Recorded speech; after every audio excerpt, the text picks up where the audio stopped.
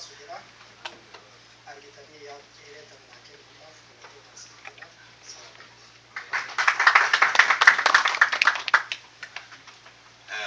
Aye galatoma ogutak mangudodaf argadodaf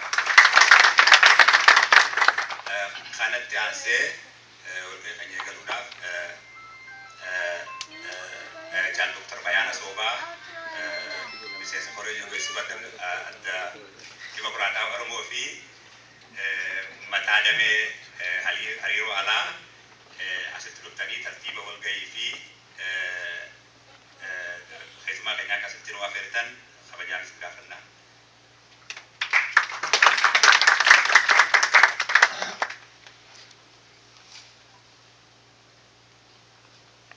جان إبراهيم جلتومي إسني سوبريان كينيا يروك استفدتني واي إما كينيا كورمورة مريج دقوان التنيف جلتوما نسنجا ترتيبني مري في هاسا كينيا كارا akasi gadita dura jala saruse lufun dandenge garu bakuma jirurra hala yero amma biyetenya kaysa jiru ummanni kenya kaysa jiru hala wali gala ratti ibsa nuf kenna ittianse jalle cholata presidentin adda demokrata oromo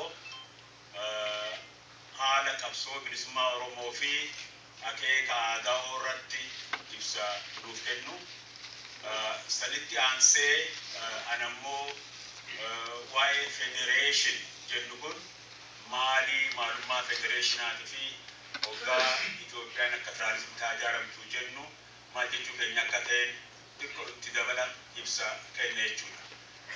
Jaallencoon dubbatu isaanii dura waa'ee jaallencollee xiqqoo isiniif ibsa kenna waa'ee jaallencollee isinii hubachiisa tarii waan isin beekne jira jedhee yaada. Kanaaf akka tartiiba kanaan deemna mariin keenya marii bilisummaan deemsifnu waa'ee dhimma waloo hunda keenyaati gaafii qabdan hunda gaafachuudhaaf mirga keessanii yaada kennachuunis mirga keessanii wanni walirraa eenu takkitti naamusaan wal kabajuun wal dhaggeeffachuun hirmaachuu qofa. Kunoo namuu itti amanajeen abdii qaba. Ummanni sibil jettu faranjiin sibil ta'ee hoggaa haasa'e waa takkaan galachuu danda'a. Furmaata barbaanna. Furmaanni kun marii hunda keenyaa keessaa dhufa.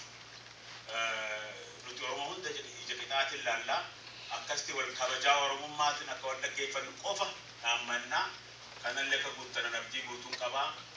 Ammallee irra deebiin bakka dhuftan jaallee coola ta'a akka iddoo tan dhufanii qabatan akka nuuf simattaniin kabajaan gaafadhaa jaallee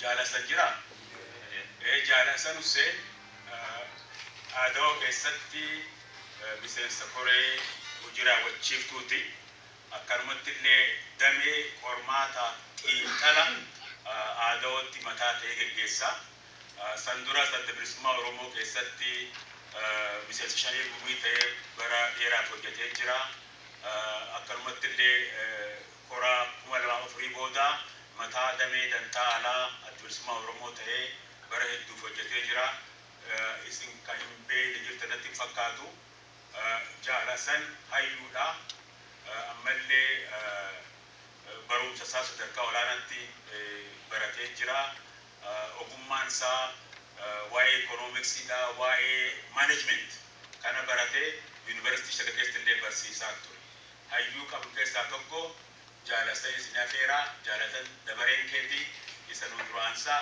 ibsa nuuf kennu. Jaalasan baga jiraatti.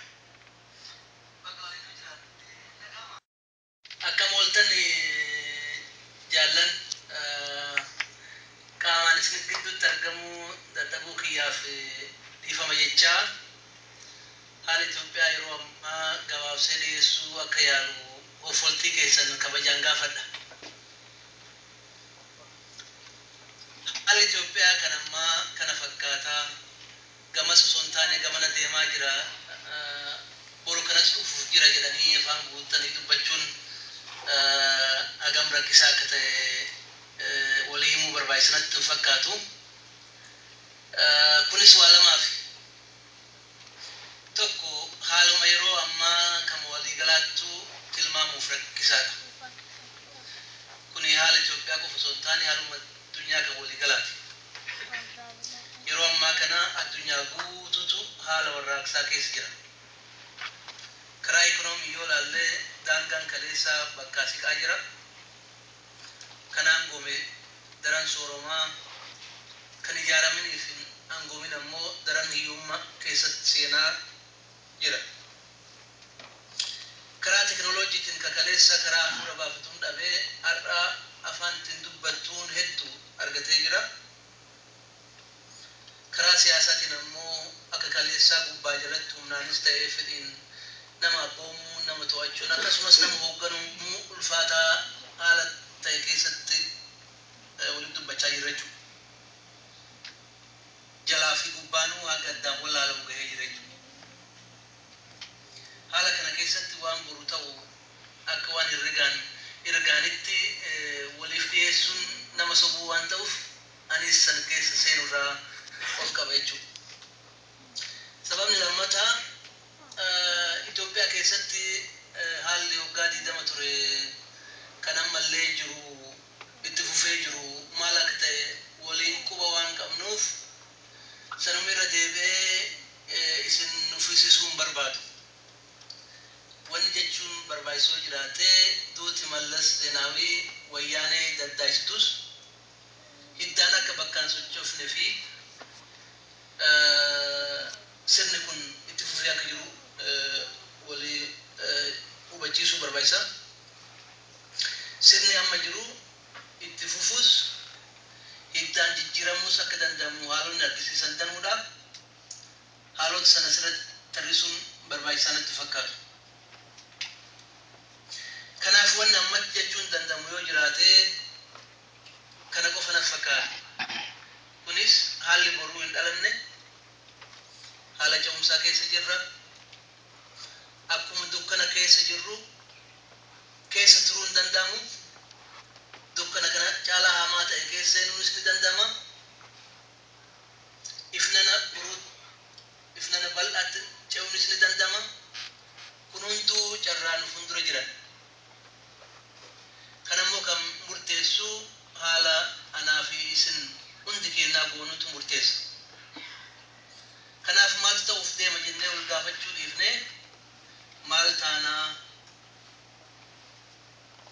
jedhanii jennee yoo mari'annee irra firii qabeessa ta'a.